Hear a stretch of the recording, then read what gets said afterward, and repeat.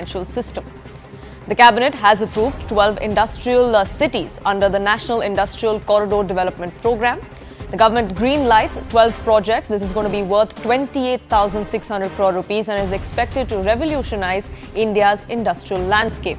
This also aligns with the vision for Viksit Bharat. These projects will cement India's role in global value chains with ready-to-allot land for investors. Robust, sustainable infrastructure to drive investments and spur balanced regional development is what is the aim.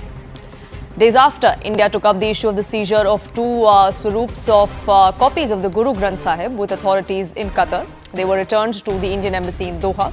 India has thanked the government of Qatar for the same. India has also appealed to all Indian citizens residing in Qatar or other countries to follow local laws and regulations in all matters. On to our top focus now. West Bengal, specifically Kolkata, has been witness to protests, to violence and bloodshed. Complete anarchy, that's the only way to describe what's happened in West Bengal in Calcutta for the last 2 days. The BJP hit the streets. They held a 12-hour bandh across the state against what they called was state-sponsored efforts to derail the RG Kar rape and murder probe. This bandh resulted in a massive violence today. BJP workers clashed with supporters of TMC, the police personnel. There were barricades that were brought down. There were vehicles that were vandalized as well. This comes the day after students' body-led march to the Secretariat was halted in its tracks and nearly 147 people are now behind bars. But the cost of this anarchy is high. Kolkata Police East Division Sergeant Debashish Chakraborty, who sustained an injury in his left eye yesterday during the Nabanna Abhijan march, is left partially blinded now. He is unlikely to regain complete vision. That kind of anarchy must be punished with an iron grip. There are no two ways about that. But can all protests and all protesters be painted as vandals and goons or BJP stooges like the TMC says? That's the question that faces the administration today. The scenes weren't any different from what we saw yesterday. The BJP today alleged that its leader, Priyangu Pandey's car and two of its workers were shot at in Bhatpada. This happened in North 24 Parganas. Former BJP MP Arjun Singh alleged that miscreants owing allegiance to the Trinamool Congress fired those shots. Both the TMC and the police have denied that allegation. Cutting across to another location in Bengal. Clashes broke out in Reapada in Nandigram, where protesters were lathi-charged by the police, where barricades were brought down during that protest. In Kolkata's Garyaghat, BJP leaders Agnimitra Paul and Rupa Ganguly, among others, were detained. All of this happened during that bandh call. So while the BJP was out on streets, the TMC was celebrating its Youth's Foundation Day. At the event, West Bengal Chief Minister Mamata Banerjee said that she will pass a bill in 10 days in the West Bengal Assembly to ensure capital punishment for rapists. The governor should sign that bill, otherwise we will begin a movement, the West Bengal Chief Minister said. She then blamed Prime Minister Modi for using his party to create trouble in Bengal. The TMC Supremo referred to some of the comments that have been made in the recent past, likening the situation in Bengal to Bangladesh. She said these are two separate nations and they cannot be compared. She then added that if the BJP and PM specifically set Bengal ablaze, the fire will spread to Assam, to the northeast, to Jharkhand, Odisha and all the other states of the eastern region. The Prime Minister's chair will be in trouble, she said. Now the BJP is not taking this lying down.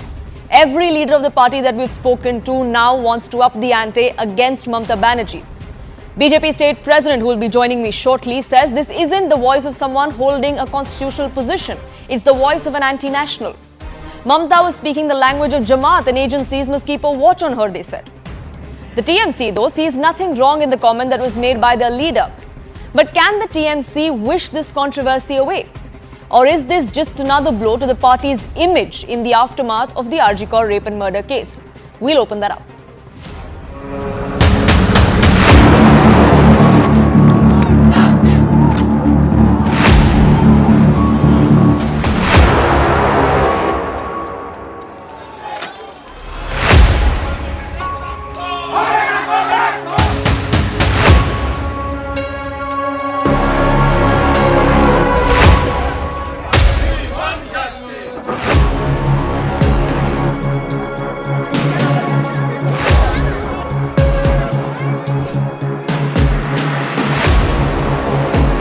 हमारे गाड़ी को हम लोगों के गाड़ी के ऊपर जो टारगेट करके बम चलाना शुरू किया है। 7 से 8 जो है बम चला है उसके बाद स्पेशली टारगेट करके हमारे ऊपर जो गोली चला है, जो 6 से 7 राउंड।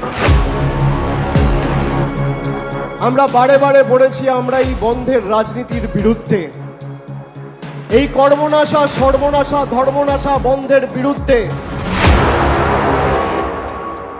बंगाल में बंगाल की सरकार सक्षम है और वहाँ जिस तरीके से वो अब पुलिस पर हमला कर रहे हैं वैसे तो हमने नहीं किया। The BJP is often seen outraging very selectively. They are absolutely silent when it comes to crimes against women in Ratnagiri, Pune, Kolhapur, Badlapur. মনে রাখবেন, বাংলায় যদি আগুন লাগান দিল্লিও থেমে থাকবে না, আপনার চেয়ারটা আমরা টলমল করে দেব।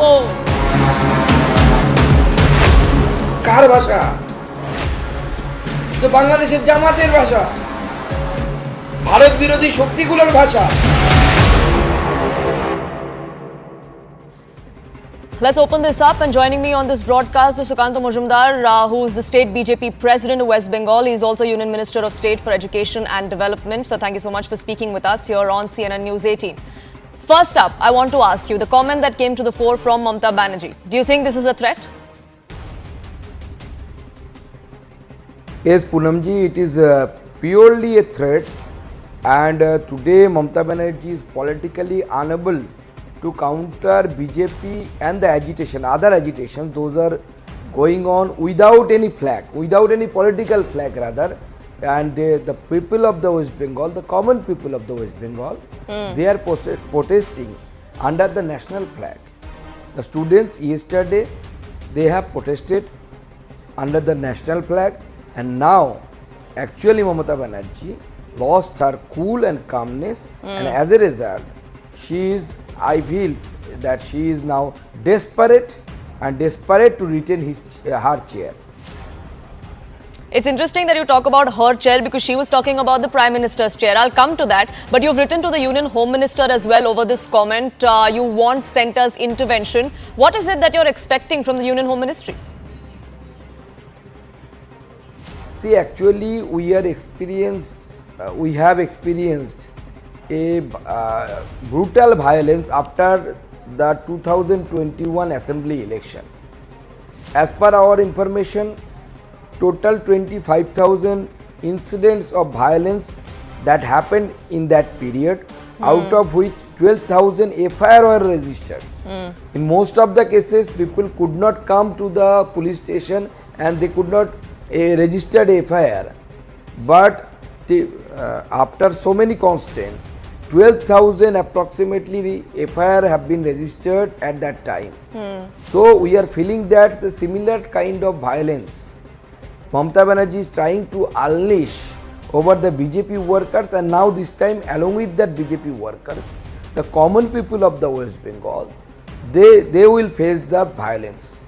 So I have written a letter to the Honorable Home Minister Sri Amit Shah ji, because being a chief minister, as the oath of the constitution has been taken by the Mamata Banerjee to protect her people, and sitting on that seat, she can't provoke the PMC workers, goons and the others to unleash the violence over the people of West Bengal. So I feel intervention from the central government is necessary.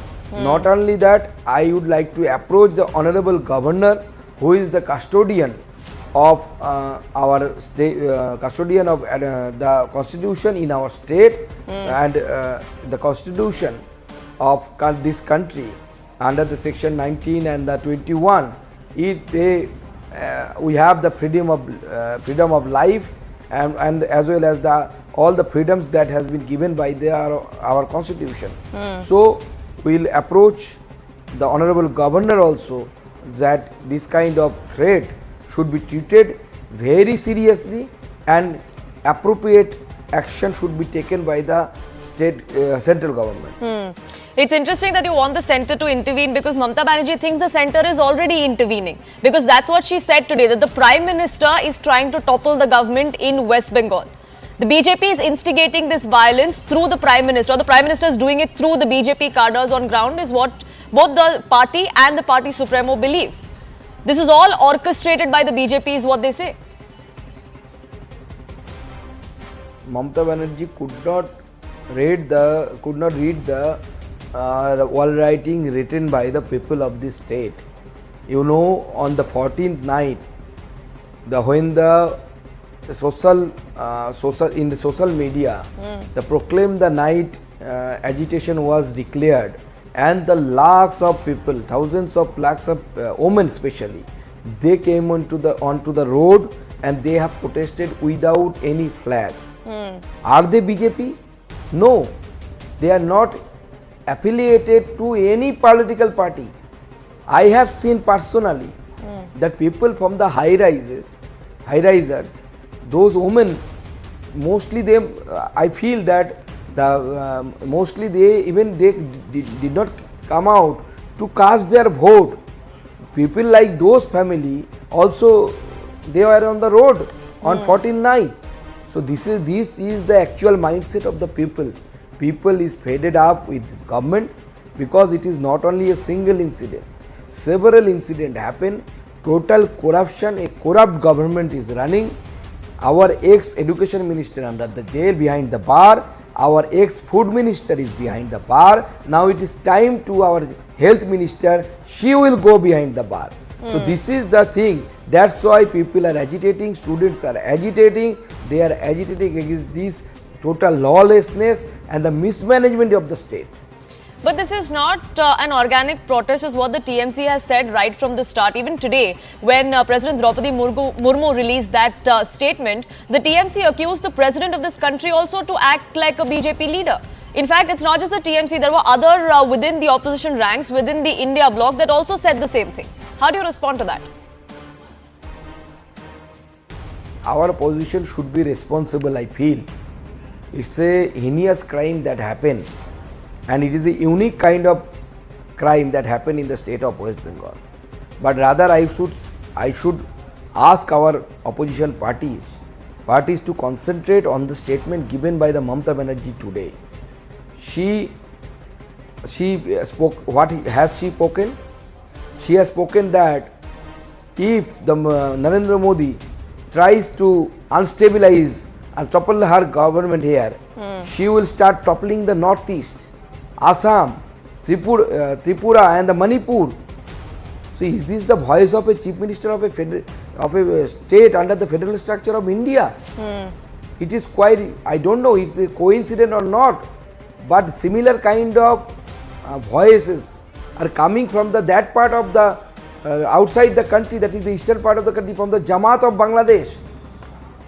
So this kind of anti-India organization, their voices are matching with the voices of voice of the chief minister of the state. So our opposition political parties would take the responsibility. Would they take the responsibility of this kind of statement? Are they ready to take the responsibility? We'll have to actually ask them that, but before I let you go, I just want to ask you, over the last 5 to 10 minutes, we've been talking about what Mamata Banerjee said, what the BJP has been doing, what the allegations are. Between this political bickering, if you will, do you think the actual cause, the call for justice is getting buried? Because that's what a lot of people in this country feel. See, justice to the victim is the most pivotal cause of this agitation. No one is denying that. But I would like to say that previous to this kind of incidents happen in the state of West Bengal. The thing is that the total lawlessness, even few years ago, an incident which is commonly known as Kamduni rape and murder case, this kind of heinous crime happened. But what was done by the state government, at that time the investigation was done by the CID, which belongs to the state of West Bengal, and the IG CID was the Binit Kumar. Coincidentally, he is the CP of the Kolkata police. You must be astonished to know that when the lower court convicted the criminals of this case, they got acquittal from the higher court due to the lack of evidence. In both the cases, one name is common, that is Vineet Goyal. I don't think it is coincidental. So that's why people is literally fed up with this government. Total lawlessness is there, no job is there, total corruption, a corrupt, a anti-India government is sitting in the state of West Bengal. Whether the people of West Bengal are fed up with Mamata Banerjee or not, we'll find out. But Shrikanta Majumdar, thank you so much for speaking with us here on CNN News 18. Let me open this up with the panelists that join us here on the right stand. Sanju Verma, National Spokesperson of the BJP, will be with us shortly. National Spokesperson of the TMC, Riju Datta, is with us. Senior journalist Shikha Mukherjee and former IPS Vikram Singh. Let me begin by asking you, Riju Datta. This is nothing short of a threat, is what the BJP believes, as far as what Mamata Banerjee said today. See, Mamata Banerjee made a statement and all the top leaders of BJP from Shrikanta Majumdar to Hemanta Biswa Sharma, they started crying and their knees started trembling. See, the bottom line is BJP have all over the country, wherever they cannot win electorally, they try to destabilize an elected government by all their tricks. We have caught on to their tricks. If somebody wants to create anarchy in Bengal, if they want to do a protest and try to look for dead bodies, if they want to create a Bangladesh-like situation, then law and order is a state subject and we will do everything in our power to restore law and order and restore peace. Now, I heard what Shrikanta Majumdar was telling. And let me go back for your viewers, let me go back a few years. There have been several protests that we have seen in this country, Poonam. During the anti-CAA protests, what did the BJP leaders call them? Deshdrohis, anti-nationals. During the JNU protests, what did the BJP leaders call them? Urban Naxals. During the restless protests, what did the BJP leaders call our golden girls or Olympians? Political stooges. During the farmers' protests, what did the BJP leaders and recently a BJP MP, what did they call farmers, our Annadatas? Khalistanis, rapists, arsonists. But agar Bengal mein BJP karega, if in Bengal when BJP, a party of police. But what has that got to do with calling all protesters vandals and goons to begin with? And that wasn't even my question. Can I come in?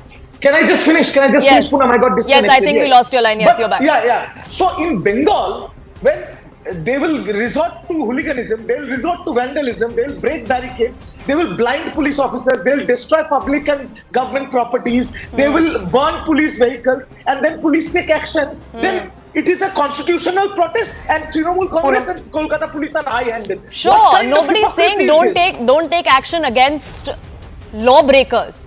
Absolutely, that should be done and with an iron hand. There are no two ways about it. But my question to you was simple. When the Chief Minister today said that, remember, if Bengal burns, then Assam, the Northeast, Odisha, Jharkhand, every other place will also burn.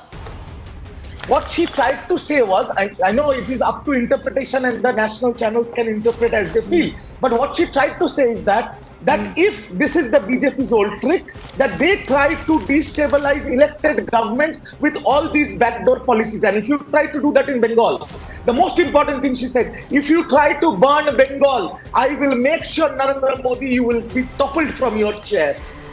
So that is the bottom line. If they try to destabilize Bengal, sure. So I don't know why you say this is being misinterpreted, because this is the exact literal translation from her Bengali speech to in English. I don't know how anything gets lost in this translation, but Sanju Verma, the TMC says there's nothing wrong with what Mamata Banerjee has said. It's not a threat. It's just getting lost in translation and being misrepresented and used by the BJP as per their convenience. You know, Poonam, first and foremost, thank you for that interview with Shrikanta Majumdar, which put things in perspective and showcased the brazen hypocrisy of Mamata Banerjee and the rabid impunity with which lawlessness has taken control of the Mamata dispensation, and she looks at the entire situation in a helpless and clueless manner, and as is typical of her, all she can say is BJP is creating anarchy. Now let me make some very few pertinent points. First and foremost, the most important point is this, which your audience needs to know. In its verdict, or should I say in its judgment pertaining to the RG Kaur case, and the case continues, we've not heard the last on that count, CJI Chandrachud and Justice Pardiwala made one very important remark. They said that any peaceful protest should not be disturbed or disrupted. And court CJI Chandrachud said that the might of the state machinery should not be unleashed on protesters.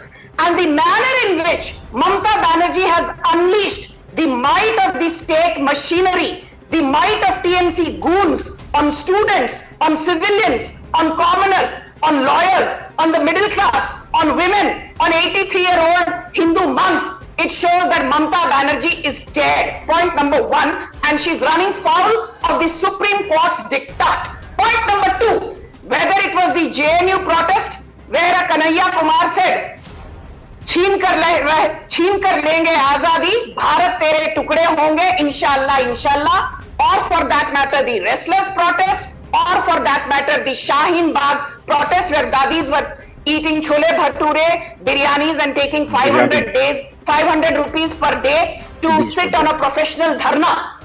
Today we are not talking of the Shaheen Bagh protest, the farmer protest, the JNU protest, the restless protest. Let's not deflect and digress, because latkana, atkana, bhatkana is the old tactic of the TMC. My simple argument is this. Both the Kolkata High Court and the Supreme Court Poonam have repeatedly said that there is absolute failure of the state machinery. Both the Kolkata High Court and the Supreme Court said, why did the state not file a FIR? It was done by the deceased victim's parents. Both the Kolkata High Court and the Supreme Court have said they have never seen a mishandling of a situation in the last 30 years in the manner in what took place in Bengal, which is reprehensible, despicable, deplorable.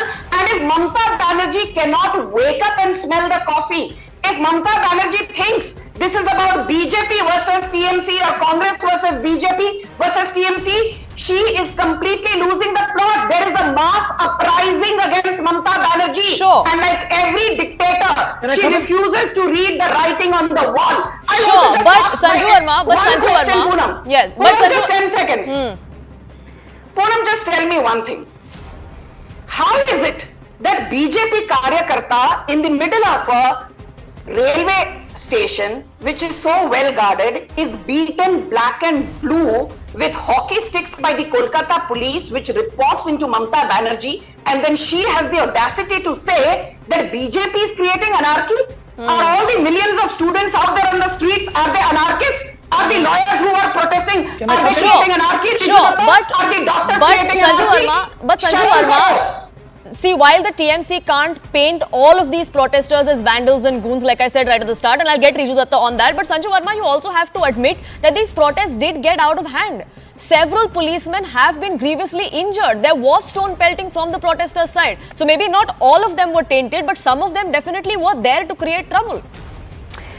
Poonam, I have always maintained this, and I will say this on your show.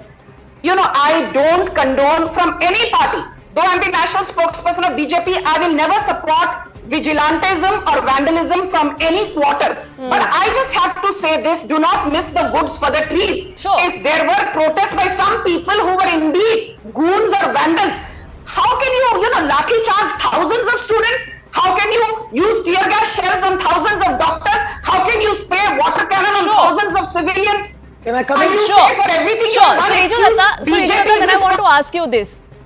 Is it fair to paint everybody that's protesting against the state government as a hooligan, as a goon, as a BJP stooge? I never said that, first of all. Let me be very clear. But the TMC has over the course of the last 2 to 3 days. I don't say specifically you. Let me be very clear on your show. From the 9th of August, when this heinous crime took place in Calcutta, till today, the 28th of August, on a daily basis, there are 8 to 10 protest rallies by intellectuals, by films, movie stars, celebrities, general public, and Shikha is here and she can corroborate on that. Not a single protest rally has been lathi charged or been stopped. The Supreme Court and the Chief Justice has said you cannot take coercive action against a peaceful protest. We will not do so. But on the BJP's Nabanna Abhijan, and I'm calling this BJP's Nabanna Abhijan because it was not a student protest. There were no students there. You have visuals, you can see people were saying, I have done an MBA and I'm studying zoology honors. So these were the students, 80-year-old monks and BJP's monks. We know Ram Rahim and Asaram Babu. So it was a call that was given on social media by a student body who joined the protest. In the end, is besides the point. You can't say that. You can't say that this was not a student body organization, a student body protest, because all of them weren't students. I don't think that's fair to say either. No. Exactly. Poonam, you have to be a little, you have to confirm a little with the your people in Calcutta. Because these three students who called for this rally, they openly in their own press conference has said, we belong from RSS and ABVP. No, Poonam, I need to respond. But they are students of colleges in West Bengal? Can I quickly comment? But these three students were not even seen on the rally. They were not even part of the rally. That is what they were, and from what I know, we could get this confirmed, but from what I know, they were arrested as well. But Poonam, they were arrested. They were arrested for making WhatsApp groups and asking people to carry weapons. No, I need to come in quickly, Poonam, for a bit. We don't know if that's substantiated with evidence or not. So let's not get into whataboutery. But my point was, let's not paint everybody that's protesting as a vandal or a goon. To give the benefit of the doubt to the TMC, we did see another protest by doctors today, which happened peacefully. That protest march took out peacefully in Kolkata, and there was no clash, no violence, nothing that was witnessed there. So then, is this really an issue of someone trying to foment trouble? But I request both of you to stay on. We have at the BJP. Can I just come in quickly? 30 seconds, Sanju Verma. The other two are also waiting patiently. Yes. Thank you. Poonam, I just want you to understand this, rather your audience, that there is a track record of Mamata Banerjee's which is far from flattering. And I always say, look at the bigger picture. After the Suzette Jordan horrifying Park Street gang rape in 2012, what did Mamata Banerjee do? She victim shamed the victim. After the Hansa Khali gang rape of 2022, keep quiet now, I did not heckle you. We've heard of these points. There's little faith in the TMC government because of the track record. That's what not just the BJP, a lot of other people also believe. But I need to get it. Does victim shaming. Sure. Let me also get in. That's the allegation that you're making, Sanju Verma. Let me also get in Shikha Mukherjee. Okay, Sanju Verma and Riju Datta, please. I request you. Let me get in the other two panelists who've been patiently waiting as well. Shikha Mukherjee, we've seen the kind of protests that have taken place over the last 19 days. Some were peaceful, some were not. The TMC says that we are doing all that we can. We did all that we could in the first 24 hours of the crime happening, and the arrest was made. And now it's up to the CBI, who hasn't done anything since it's taken over. What is the progress? Asks the TMC. But as far as what happened today, or what's been happening since yesterday, the kind of anarchy that we're seeing on the streets of West Bengal, what is the solution to this? This has to stop. First and foremost, Poonam, I'd like to make a correction here. It is not the TMC which arrested anybody. It is not the TMC which runs. TMC is the ruling party, but it is not the government. We need to keep this political party and the government separate. And there is a reason for it. Because that is why there are two separate institutions. Having said that, anarchy, yes. For 2 days, what is going on is a political confrontation on the streets of West Bengal, and there is violence. And this is to be entirely expected. One, because this was a very dubious organization, West Bengal Chhatro Samaj. No one has had. They didn't even have a banner. They don't even have their own banners. Look, on the 24th of August, the left, DYFI and the SFI, two organizations, they hit the streets, they carried their banners. Why are people ashamed? Why is the Chhatro Samaj of West Bengal so embarrassed about their own banner that they couldn't even carry it? They had to carry the national flag. So, there is an identity crisis somewhere there. And it's entirely suspicious because I have heard BJP spokesmen, unlike Sanju Verma, saying, and they're members of the National Committee, who are saying, yes, undoubtedly this was a BJP-sponsored rally that went on yesterday. Today was a bandh. It was called in direct response to what happened yesterday. And from today onwards, the Shukanta Mojumdar, who was on your program, has announced another 7 days of agitation. So what are we going to expect? Confrontation? Political confrontation on the streets? Yes, because this is the politics of confrontation which is playing out. The second point that I want to very quickly raise, because we are out of time. One, Shukanta Mojumdar is writing to the Home Minister. Why doesn't he openly say what he has to ask? Is he asking for President's rule? The governor is saying that this is the beginning of the end. So what is it that they are going for? President's rule? Let them say it. But they're not. They're fighting shy of. Why are they acting coy? There's no need. You are having a political confrontation on the street. Don't act coy. Say what you have to. This politics is that letter, I just want to put it on record here. Violence. Yeah, sorry to interrupt you there, but I just want to put this on record. I'll come back to you. I'll let you finish your thought, but I just wanted to put this on record that Shukanta Majumdar and the letter to the Home Minister is on his social media. So the contents of it are public. But anyway, go ahead. I know. I read it. I read it. But why doesn't he openly ask for what he's asking for? Why is the governor talking about beginning of the end? He is talking about the Home Ministry taking some kind of action. I mean, what kind of action do you want? There's a total breakdown of law and order. Then come up front and say what you want to. It's very clear what you want. No offense to Shikha Mukherjee, why can't you ask questions of Okay, 1 minute. Sanju Verma, let her finish. I'll get Why you. can't you ask questions Sanju Verma, of Mamata Banerjee? Sanju Verma, just 10 seconds. You're Let her asking finish, questions please. of the governor, you're asking questions of the Sanju president, Verma, you're asking questions... Sanju Verma, I request you, please let her finish. I will come to you. She is entitled to her opinion. She can ask questions to whoever she wants. Let her please finish her thought. I'm just speaking like you have given freedom of expression to her. I can also ask some Sure, questions. I'm just asking you, let her finish and I will come to you. She mentioned my name during her rebuttal. I did not object to it. So, I will give you a time to rebut. Don't heckle her is all I'm saying. Let her finish. She was mid-sentence. I'm just saying that she should also Heckling question isn't the BJP's main DNA. What topic. Okay, we can't. Okay. Shikha Mukherjee, 30 seconds, finish your point, please, before I get in Vikram Singh as well. No, Poonam, I refuse to finish my point. A, I don't like being heckled. B, I am not here to be heckled by the BJP spokesman. Absolutely, which is why I asked her not to. But anyway, please finish your point. No, the point is that yes, there is a political confrontation. It took to the streets yesterday. From the 9th of August up to yesterday, there was no confrontation on the street. Yesterday, the confrontation broke out. And it will continue. Because for 7 days, the BJP has its program. Mamata Banerjee has announced her program. So yes, there will be political confrontation. This is politics. The issue, the victim, the rape, what happened, why it happened. Nobody is interested. You heard what Shukanta Mojumdar That's the most said. unfortunate bit, which is also why I asked him. Like, the real cause is getting buried amongst all of this. Yes, and then the moment you said it, he said, yes, we are concerned, but. And that but undid it all. What does he mean by the but?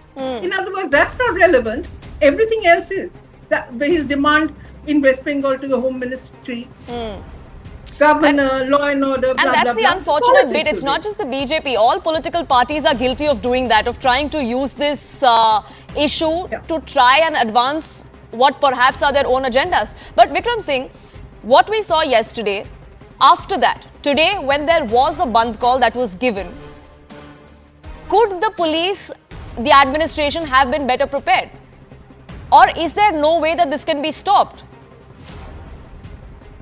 Poonam, there's always a best way of doing everything, and the Kolkata police is known for being one of the most professional police forces, not only in the country but the world over, beginning from 1856. And this kind of a shoddy riot-controlled operations, well, I did not expect this. I'm very disappointed with the performance of the Kolkata police. Have they run out of regular canes and polycarbonate shields that they are using hockey sticks, venturing into the area in manner that they turn out their dress and their performance? Well, it would seem as if some home guard forces would do better than the Kolkata police. I am very disappointed. I had expected a lot more. Then was there any planning? Was there any water cannons that you resorted only to cane charge, even before you could fire tear gas, even before you could use water cannons, even before you could warn those on whom you were unleashing a brutal lathi charge?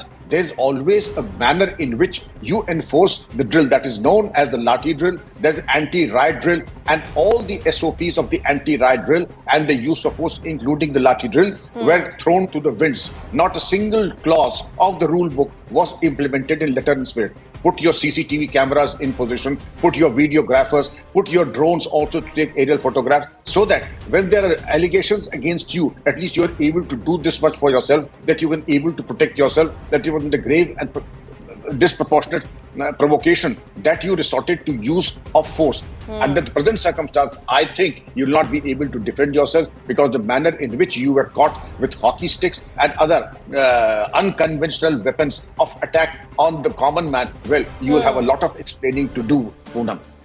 Well, Mr. Vikram Singh, I want to ask you this because you've been in a position of power in decision making as well as part of the police force.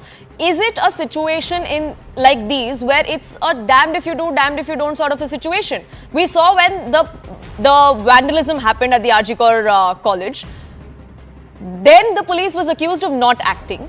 Today the police is accused of enthusiastically acting way too much. Is there a line that can be drawn, and is that a clear line? There is always the clear line, Poonam. In the first place, the agitation that you are referring to was some kind of an orchestrated and a planned agitation that was there to obviously compromise the scene of crime. Therefore, the police were mute spectators, because they have reason to be mute spectators, because they wanted the scene of crime to be compromised. In this case, they were asked to unleash themselves on the agitator so that they get a lesson of the lifetime. You see the two different pages, two different chapters, and of course, you see one chapter saying that they were mute spectators, doing nothing, they see nothing and they act nothing. In this case, even before you could venture out, whether it's hockey sticks or brick bats or whatever, the police will come down like you on a ton of bricks. Both of them are wrong, and both of them need a course correction. Shikha Mukherjee, then, in what we've seen over the last 19 days, the crime, the handling of it initially, the protests that then broke out, what has happened in the last 48 hours, it is about perception also. How do you think the Mamata Banerjee government is faring as far as the optics battle goes? See, this is the problem. How do I measure the optics? Yes, there is optics going on, obviously. I mean, when she led that protest rally through Calcutta with all her with all the MPs and legislators and other women, yes, that was optics. Yesterday was one kind of optics. Today, because yesterday, don't forget that after the protest by the so-called West Bengal Chhatra Samaj, Shukanta Majumdar and the BJP leadership hit the streets. They said they sat down on the street and they blocked entrance to the Lal Bazaar, which is the police headquarters. Now, which responsible leadership does that? Mamata Banerjee, when she was the kind of stormy petrel of Indian politics, she used to do that. Yes. But, Shukanta and she's a Majumdar product of a movement like this, is what she said today as well. Yeah. Which is why the response is also something that's intriguing. I'm completely out of time, but I want to get in Sanju Verma and Riju Datta one last second. Sanju Verma, the confrontational politics will continue. The BJP will continue its dharna. The TMC will continue to hit back.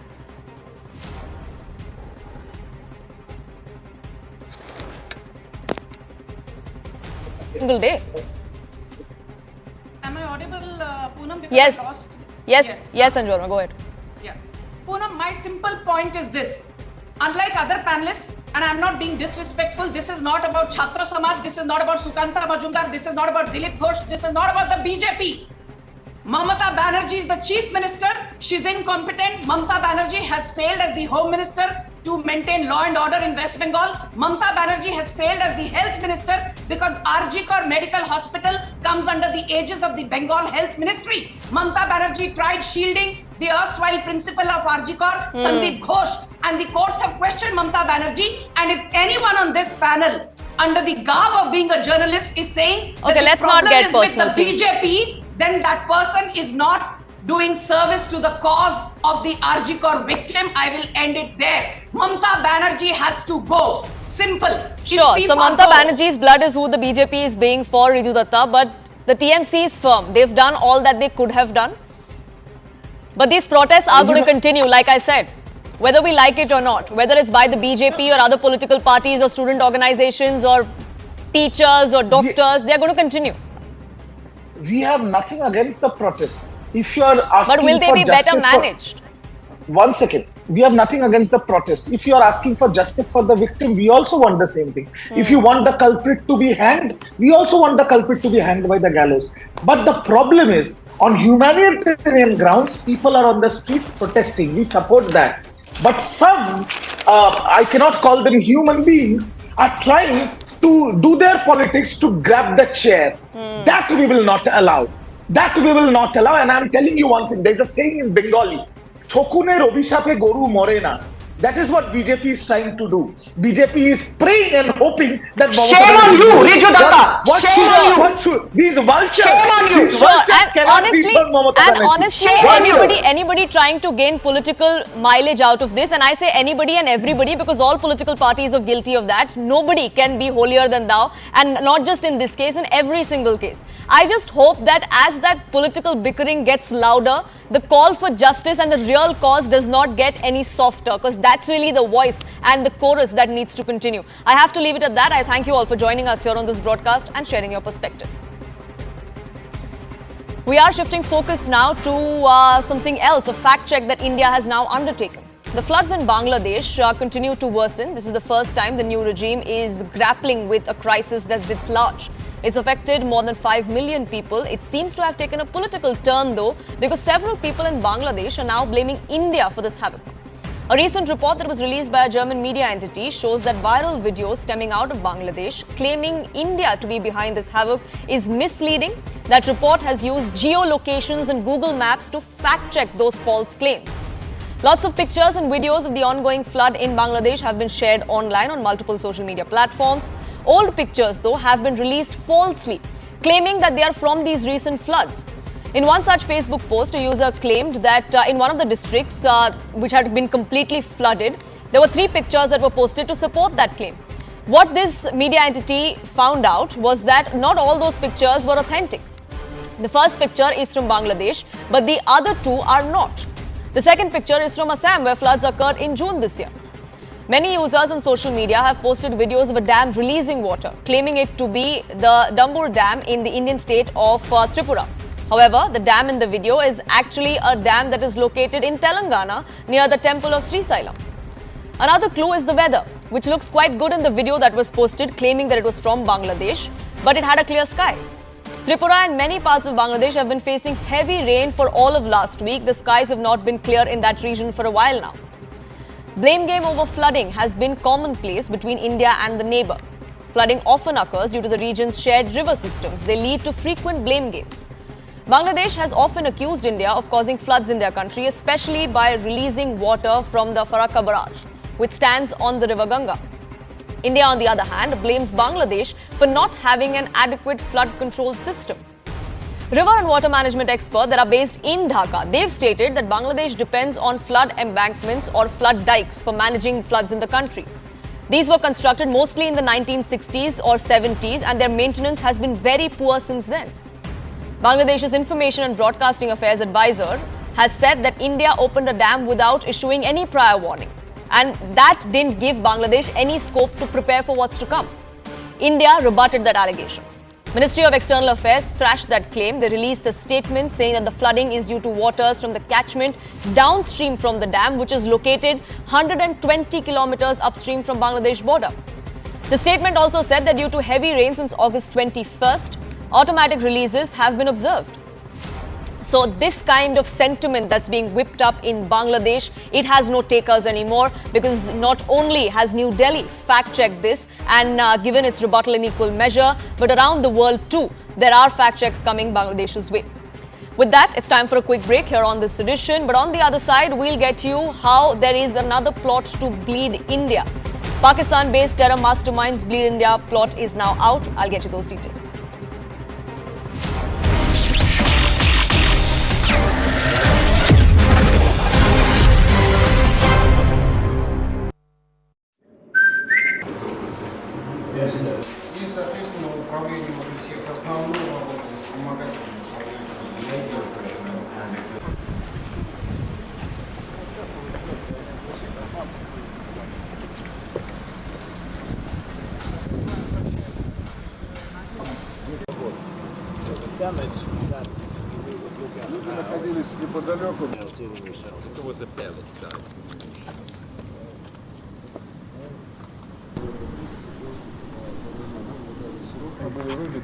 After the explosion of that shell, we then found the shroud. Now I will show you the place where the artillery.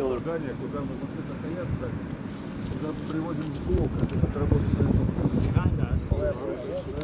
Отдельно лежал боеприпас, отдельно...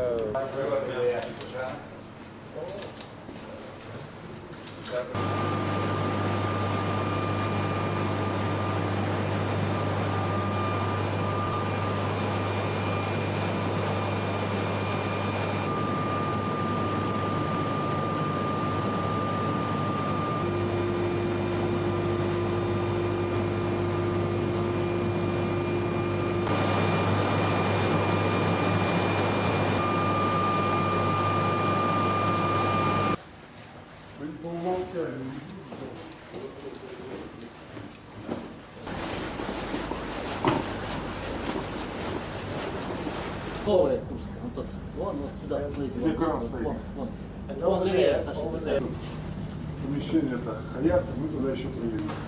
Так, стучи дверь. Знакомьтесь, приглавный гендиректор МАГАТЭ ГРОС. Александр Шучков, все хорошо. Так, рассказывай.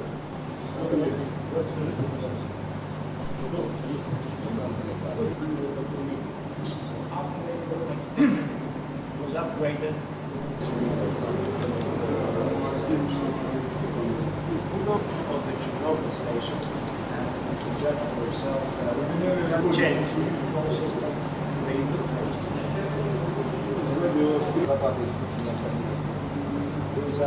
Газ, вода.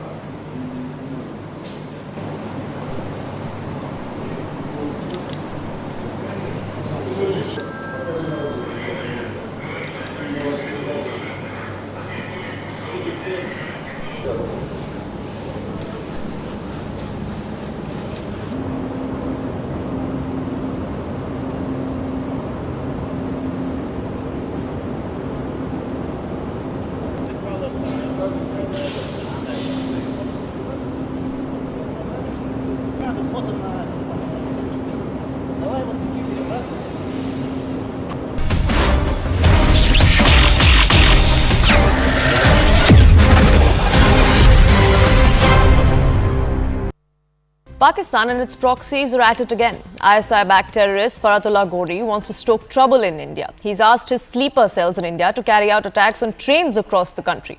A video that's now doing rounds on social media, Ghori reveals his intention to disrupt India, criticize the Indian government's crackdown on terror activities and terror funding. Investigations are underway regarding potential links between Ghori's directives in this video that's being circulated and recent incidents of sabotage that may or may not have happened as far as Indian railways are concerned. Now, Ghori is a long-standing target of the Indian agencies who has released this video with instructions of how to make a bomb using pressure cookers. Ghori also called for a Fidain war or suicide attacks and wants to target the Indian economy. Now, this terror mastermind, Faratullah Ghori, has called for large-scale train derailments across the country, attacks on Hindu leaders and the central probing agencies as well, among others. He has shared his plan in this 12-minute video that has now been shared specifically on the social media platform Telegram for the last 2 weeks or so. In this video, over those 12 minutes, he goes on to ask his sleeper cells, ask Muslim youth specifically, to attack rail and other transport infrastructure here in India. He says petroleum pipelines in India must also be attacked. Disrupt the supply chain and damage the economy. This is the plan that he's outing in this 12-minute video. He says government functionaries in India and Hindu leaders must also be targeted. He talks of how the ED and the NIA are targeting their assets and how they're cracking down on their terror nexus and those sleeper cells. But we will return is a threat he makes in that video. He says we'll shake the government here. Now, Faratullah Gori, who is also known as Abu Sufyan or Sardar Saab or Faru, has been linked to several such high-profile attacks in India. He was designated as a terrorist in October 2020 by the Ministry of Home Affairs. He is believed to have masterminded the 2002 Akshardham temple attack in Gujarat that killed over 30 people and injured 80 others. He was also behind the 2005 suicide attack on the task force office in Hyderabad. Now, Gori and his son-in-law, Shahid Faisal, have a strong network of sleeper cells in southern India, is what the intelligence agencies believe.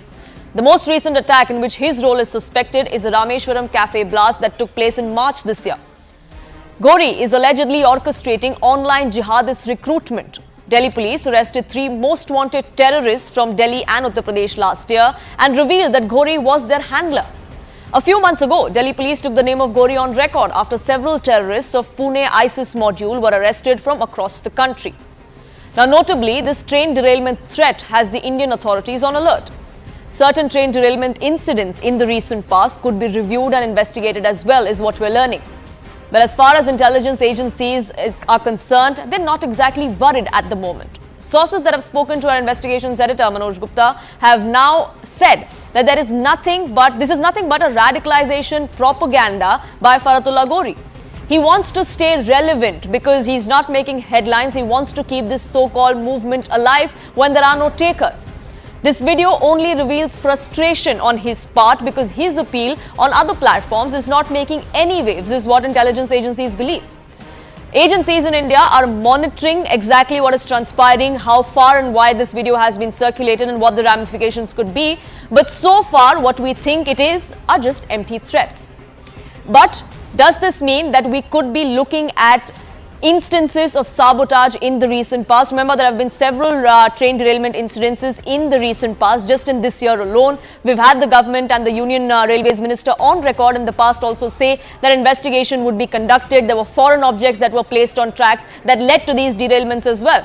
Today, when this question was put to him again, here's what the Union Railways Minister had to say. बहुत ही sensitive मुद्दा है. देखो, each and every incident हम लोग detailed inquiry कर रहे हैं और कई इंसिडेंट्स में बहुत ही एक वेरी डिस्टर्बिंग ट्रेंड सा दिख रहा है जिसको सीरियसली लेना चाहिए. और मैं नहीं मानता कि रेलवे कोई पॉलिटिकल आरोप प्रत्यारोप का विषय है. रेलवे एक ऐसी संस्था है, रेलवे और डिफेंस दो ऐसी संस्थाएं हैं देश में जो कि they should be above politics, जिसमें हमें कहीं पर भी देश के लिए जो ज़रूरत है, देश की लाइफलाइन है, इसके कहीं पर भी कोई भी अगर नेगेटिव इसमें होता है तो उसके ऊपर हम सबको मिलके, चाहे पक्ष हो, विपक्ष हो, अपक्ष हो, चाहे गवर्नमेंट हो, चाहे सिटीजन्स हो, चाहे मीडिया हो, चाहे इंडस्ट्री हो, हर किसी को मिलके we should try and make sure that railway runs in a very efficient mode.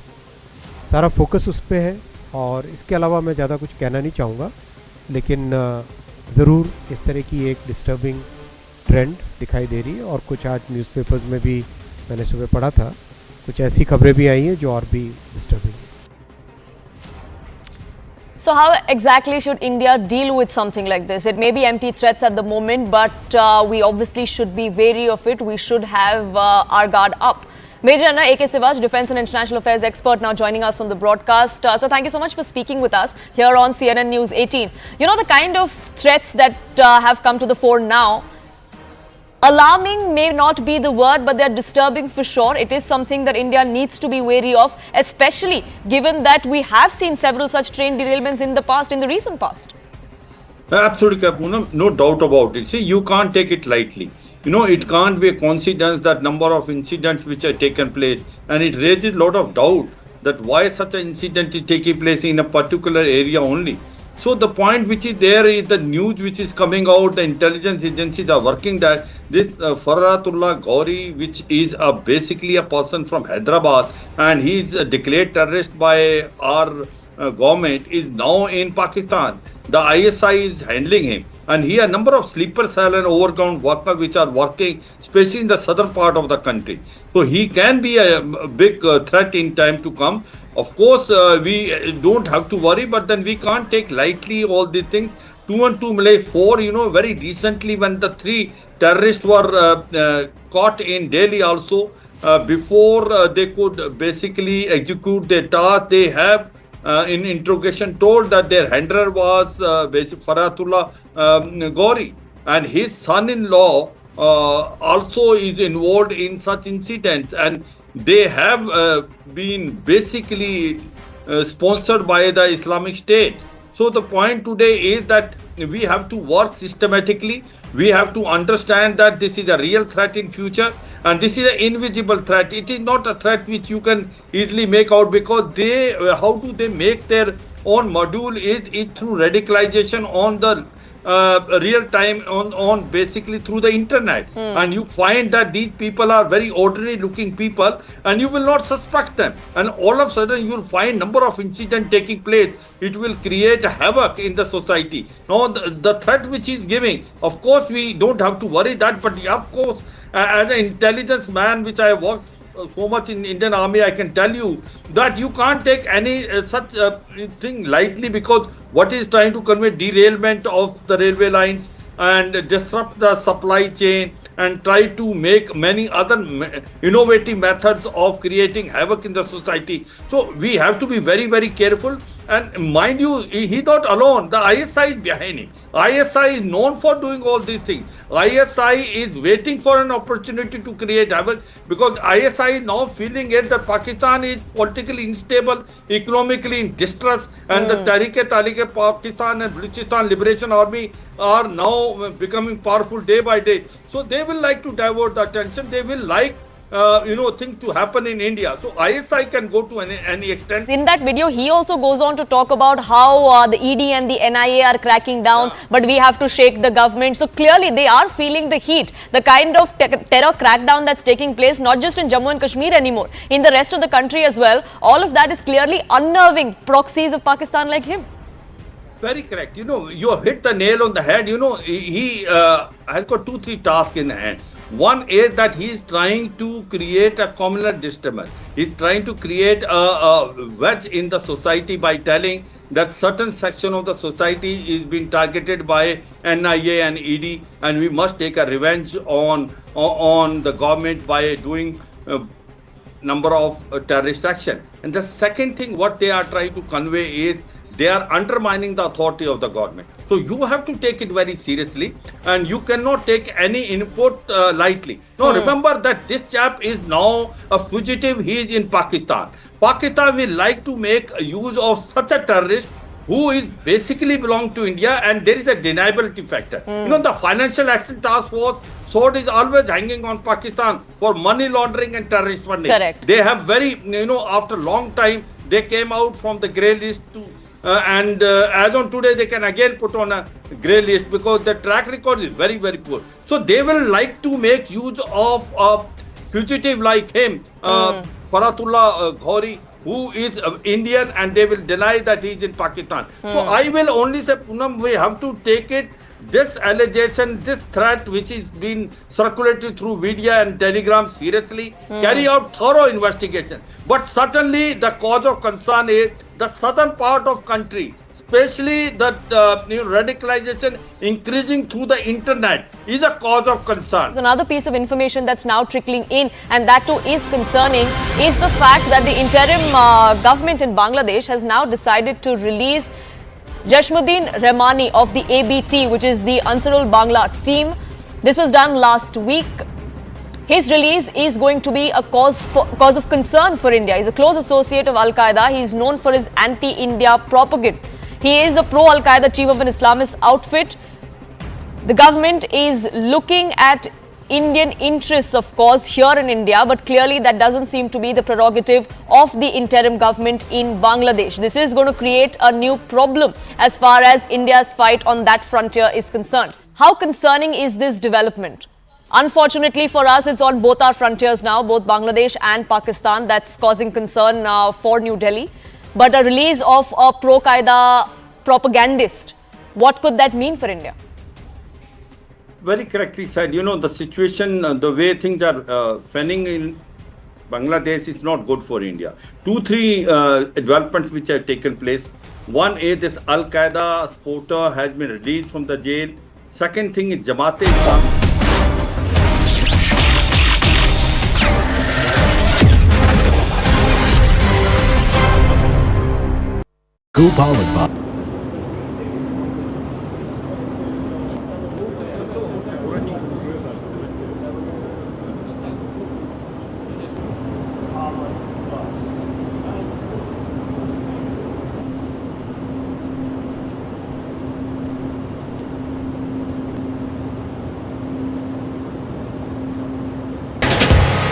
UN nuclear watchdog chief Rafael Grossi said Russia's Kursk power plant is at risk of a nuclear accident.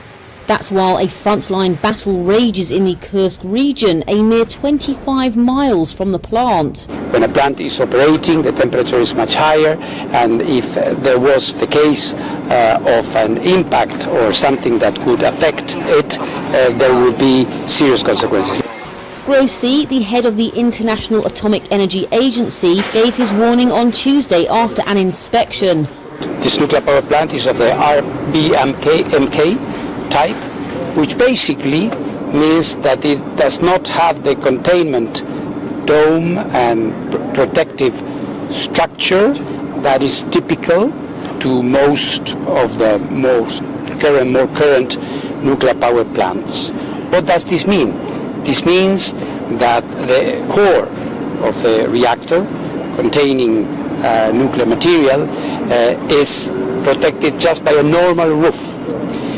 This makes it extremely exposed. President Vladimir Putin accused Ukraine last week of trying to attack the Kursk plant. That's after Ukrainian troops carved out a portion of Russian territory this month. Ukraine has yet to respond to the accusations that it attacked the facility. The safety of nuclear power plants has repeatedly been endangered over the course of the Ukraine war. Conflict began in February 2022, when Russia sent thousands of troops over the border into Ukraine. Moscow and Kyiv have repeatedly blamed each other for drone and artillery attacks on the Russian-controlled Zaporizhia nuclear power plant in Ukraine. However, the recent incursion by Ukrainian forces into Russia has put the spotlight on the Kursk plant. It has 4 reactors of the same design as those at the Chernobyl nuclear plant, scene of the world's worst civilian nuclear disaster in 1986. Grossi also visited a school in the region, close to the Kursk nuclear power plant. A Reuters reporter heard air raid sirens blaring, indicating a missile threat, moments before Grossi arrived. Grossi has repeatedly warned of a nuclear disaster if nuclear plants are attacked.